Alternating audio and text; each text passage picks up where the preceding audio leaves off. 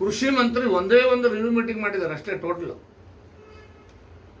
ಎಲ್ಲೂ ಕೂಡ ಯಾವ ಜಿಲ್ಲೆಗಳಿಗೆ ಬಂದು ಚಲುವರಾಯಸ್ವಾಮಿ ಕೃಷಿ ಮಂತ್ರಿಗಳು ರಿವ್ಯೂ ಮಾಡಿದ್ರ?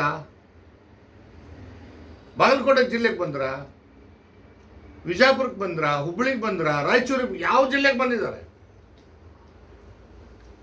ಎಲ್ಲೂ ಕೂಡ ರಿವ್ಯೂ ಮಾಡಲಿಲ್ಲ, ರಿಕ್ವೈರ್ಮೆಂಟ್ ಕೇಳಲಿಲ್ಲ.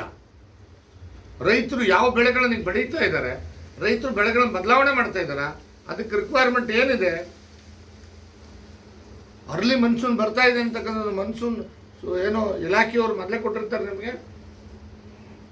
ಬಿಫೋರ್ ಏಪ್ರಿಲ್ಲು ಎಲ್ಲ ರಿವ್ಯೂ ಮೀಟಿಂಗ್ಸ್ಗಳನ್ನು ಮಾಡಿ ಯಾವ್ಯಾವ ಜಿಲ್ಲೆಗೆ ಎಷ್ಟು ಶೇಖರಣೆ ಮಾಡಬೇಕು ಅಂತಕ್ಕಂಥದ್ದನ್ನು ನೀವು ಕಳಿಸ್ಬೇಕಾಗ್ತದೆ. ಅದು ತಕ್ಕಂಥ ಟ್ರಾನ್ಸ್ಪೋರ್ಟೇಷನ್ ಮಾಡಬೇಕಾಗ್ತದೆ. ಮಾಡಲಿಲ್ಲ. ಬಹುತೇಕ ಉತ್ತರ ಕರ್ನಾಟಕದ ಭಾಗಗಳಲ್ಲಿ ನಾವು ಆಹಾರ ಧಾನ್ಯಗಳನ್ನು ಜಾಸ್ತಿ ಬೆಳಿತೀವಿ, ನಿಮ್ಗೆ ಗೊತ್ತಿದೆ. ಮಾನ್ಯ ಮುಖ್ಯಮಂತ್ರಿಗಳು ಹೇಳಿಕೆ ಏನು ಕೊಟ್ಟಿದ್ದಾರೆ? ಇಲ್ಲ ನಮ್ಮಲ್ಲಿ ಸ್ಟಾಕ್ ಇದೆ, ಏನು ಭಯ ಪಡಬೇಕಾಗಿಲ್ಲ. ಆದರೆ ಮನ್ಸೂನ್ ಅರ್ಲಿ ಬಂದ್ಬಿಡ್ತು, 5 ಲಕ್ಷ ಹೆಕ್ಟರ್ ಮೆಕ್ಕೆಜೋಳ ಜಾಸ್ತಿ ಬಿಟ್ಬಿಟ್ಟವ್ರೆ, ಅದಕ್ಕೋಸ್ಕರ ಸ್ವಲ್ಪ ತೊಂದರೆ ಆಗಿದೆ.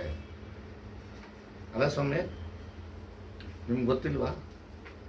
ನಿಮ್ಮ ಸರ್ಕಾರಕ್ಕೆ ಗೊತ್ತಿಲ್ವಾ?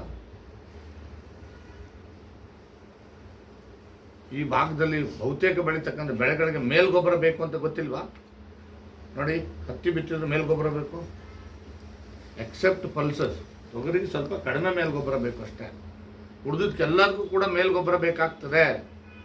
ಮೆಕ್ಕೆಜೋಳಕ್ಕೆ ಮೇಲ್ಗೊಬ್ಬರ ಬೇಕು, ಹತ್ತಿಗೆ ಮೇಲ್ಗೊಬ್ಬರ ಬೇಕು, ಗೊಬ್ಬರಕ್ಕೆ ಮೇಲ್ಗೊಬ್ಬರ ಬೇಕು.